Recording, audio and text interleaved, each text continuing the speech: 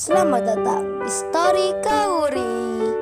Ini adalah channel kedua artikel YouTube. Jangan lupa subscribe ya guys, dan tekan notifikasinya.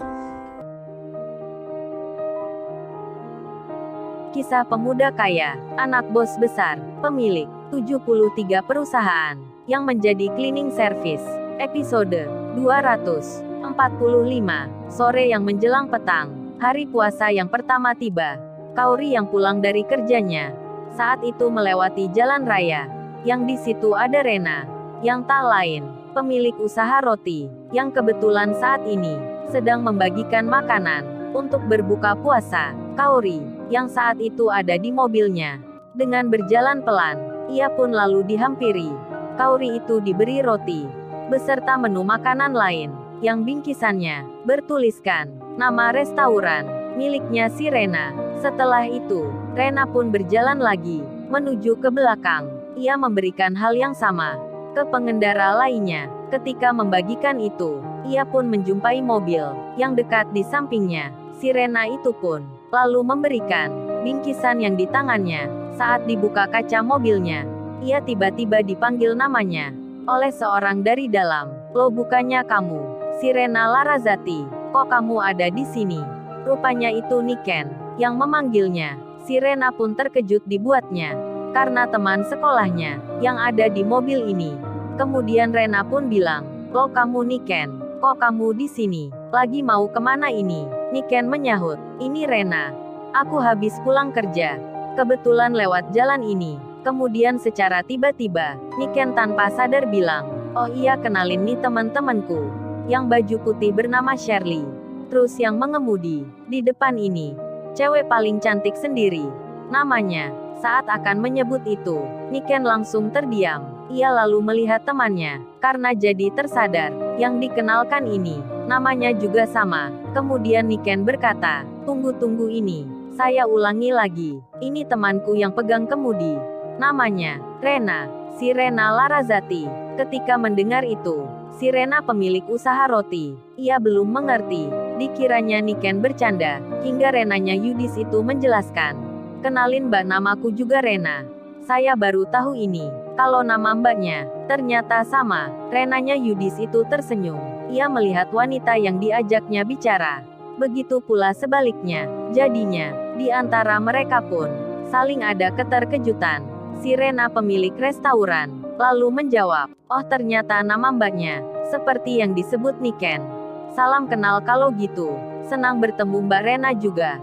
Niken dan Shirley tersenyum bersama. Mereka tak menyangka menemui kejadian ini. Lalu bingkisan makanan itu diberikan. Niken menerimanya. Begitu pula Shirley. Kemudian si Rena pun bilang, "Oh iya Niken, kapan-kapan mampir ya. Itu aku buka restoran di situ." Niken lalu melihatnya, apa yang ditunjukkan Rena, yang ternyata letaknya tak jauh dari tempat usahanya Yudis. Jadinya Niken itu mengira, berarti yang diomongin Yudis kemarin, dianggapnya tak mampu bersaing. Itu restorannya Rena. Lalu ia pun menjawab, "Iya Rena, aku akan mampir ke tempat kamu. Tapi sekarang aku jalan dulu ya." Setelah itu, mereka pun mengucap salam, saling berpamitan. Kemudian si Rena melanjutkan lagi membagi-bagikan makanan. Sementara Kauri yang lagi di perjalanan pulang, saat itu ia merasa seperti punya pengalaman baru, karena pertama kalinya ia mendapat menu makanan secara tanpa bayar untuk buka puasa di jalan. Maklum, Kauri itu semenjak dulu tak pernah menerima seperti ini. Lalu ditaruhlah makanan itu di samping kursi mobilnya. Si Rena sendiri, yang bersama Shirley, bersama Niken, mereka kini tiba di sebuah tempat makan yang berkonsep pedesaan, yang dipesan sebelumnya. Mereka pun masuk bersama. Lalu Rena berkata, "Terus ini gimana makanan ini? Apa sebaiknya kita bawa aja? Kan sayang kalau ditaruh di sini." Niken pun menjawab, "Iya nih, kita bawa aja. Entar di dalam kita pesan hanya minuman." Si Rena pun menyahut, "Tapi kita nggak enak nih. Apa boleh nanti bawa makanan dari luar?" Niken lalu menjawab, "Kalian tenang aja, entar aku yang bilang, karena gua kenal sama pemiliknya." Dan mereka pun masuk dengan membawa makanan tersebut. Di lain tempat, Kaori sudah sampai di rumahnya sendiri. Kemudian ia ditanya mamanya, "Kamu kok pulang rada terlambat gini, Kaori?" Kaori pun menjawabnya, "Ini Ma, tadi mampir dulu ke rumah teman. Terus jalanan juga macet." Mamanya lantas bicara, "Ya udah kamu mandi sana." Kemudian beliau melanjutkan bertanya, "Terus ini kamu bawa apa, Kaori?" Kaori pun menjawabnya, "Ini Ma tadi di jalan. Sewaktu Kaori pulang, ada orang yang memberikan konsumsi. Kaori dikasih orang itu. Katanya untuk berbuka puasa. Ini Ma bingkisannya." Mamanya menyahut, "Kamu kok mau aja, Kaori? Kan kamu bisa beli sendiri. Itu kan untuk orang yang membutuhkan, yang sedang puasa di jalan." Kaori lalu bilang, "Iya sih Ma, tadi Kaori udah nggak mau. Tapi dipaksa aja. Katanya nggak apa." Ya udah Kaori menerima. Daripada nolak Ma, entar dibilang sombong. Mamanya pun menyahut, "Kalau gitu entar kamu harus makan itu."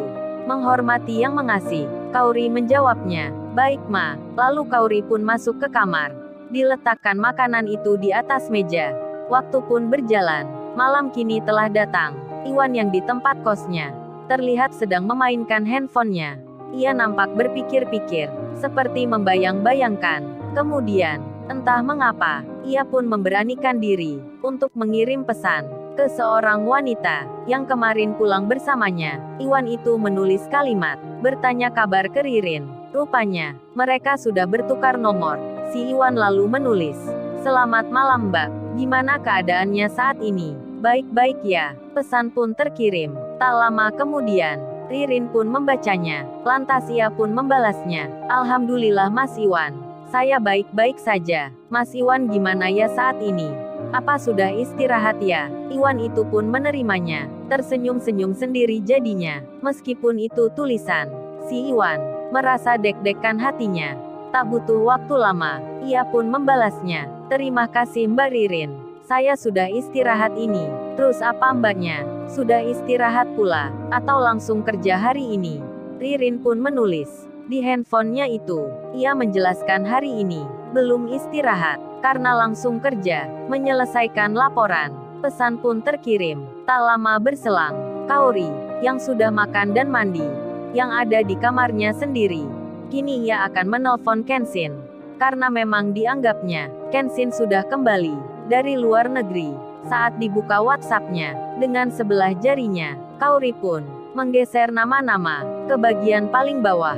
Ketika melihatnya, dirinya pun jadi terkejut, karena nampak nama Kenshin, yang sudah mengirim pesan, semenjak beberapa jam yang lalu. Terlihat di waktunya pun, dini hari sekali.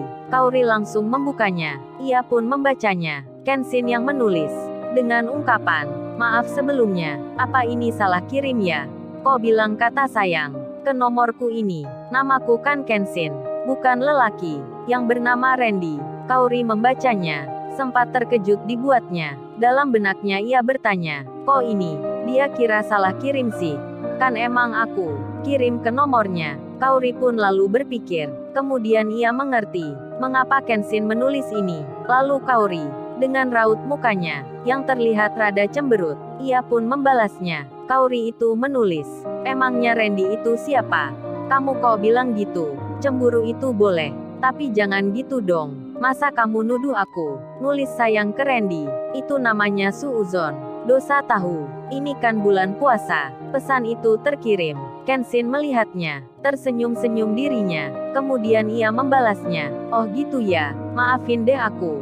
Berarti sayang itu untuk siapa ya kalau boleh tahu?"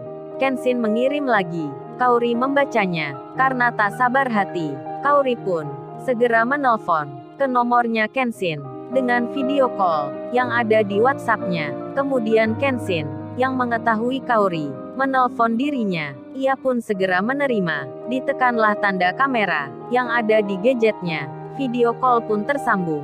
Mereka pun saling melihat. Kaori lantas berkata, "Kamu kok gitu sih bilangnya? Aku aja lihat kamu waktu dekat sama cewek lain. Nggak bilang seperti itu." Kenshin menyahut, sembari tersenyum. Ia berucap, "Emangnya yang kamu lihat itu aku dekat sama siapa, Kaori?" Kaori pun langsung saja mengambil handphone satunya.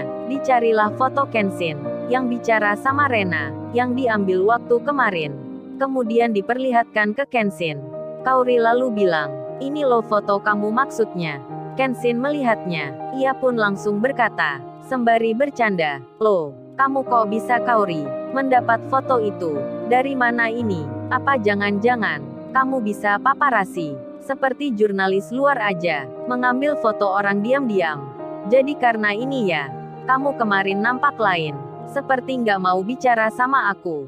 Telepon dan pesanku gak kamu jawab. Ternyata ada yang lagi cemburu. Jangan begitu Kaori. Bertanya dulu. Jangan suuzon. Kaori langsung menyela. Ih bisa aja kamu balasnya. Emangnya siapa yang cemburu? Jangan bawa perasaan gitu ah. Kenshin kemudian bilang. Kaori aku tak makan dulu nih. Udah maghrib di sini. Kaori menyahutnya. Kamu bercanda aja. Ini kan jam 1 malam. Kok bilang maghrib? Kenshin menjawabnya. Itu kan di tempat kamu Kaori. Kalau di sini kan beda. Baru menginjak maghrib. Kenshin lalu mengarahkan kamera ke dinding tempat hotelnya, yang di situ ada tulisan The England Country, Britannia Hotels. Kaori pun bertanya, loh, berarti kamu beneran ini belum pulang? Kok bisa gini sih? Aku kira kamu udah di rumah. Kenshin menjawabnya, iya Kaori, aku masih di sini. Saat itu handphone yang dipegang Kenshin diletakkan lagi ke meja. Kemudian Kaori yang mau bicara. Ia tiba-tiba melihat seseorang yang menghampiri Kenshin. Kemudian memeriksa tangan sebelah kirinya. Dibukalah lengan bajunya Kenshin. Di situ nampak dibalut perban. Orang barat yang diketahui dokter itu lalu memeriksa dengan alat. Kaori melihatnya. Sembari ia bilang, loh, kamu kenapa ini say? Lagi sakit ya? Kok nggak bilang sih kamu? Kenshin menyahut, ini Kaori. Tadi ada aksiden kecil. Nggak sengaja dekat dengan mesin. Waktu aku berkunjung di perusahaan. Oh iya masalah ini. Kamu jangan bilang ya. Jangan cerita ke siapa-siapa. Ini cuman luka biasa aja. Dokter itu terlihat bicara dengan Kenshin. Bercakap pakai bahasa Inggris. Kaori melihatnya, ia bisa mendengarnya, mengerti pula maksudnya. Kemudian ia pun merasa khawatir, menjadi panik. Lalu, bagaimana kisah selanjutnya? Subscribe channel ini untuk episode berikutnya. Terima kasih. Jangan lupa ya guys, untuk kelanjutan ceritanya ada di channel Story Kaori. Jangan lupa subscribe ya guys, dan tekan notifikasinya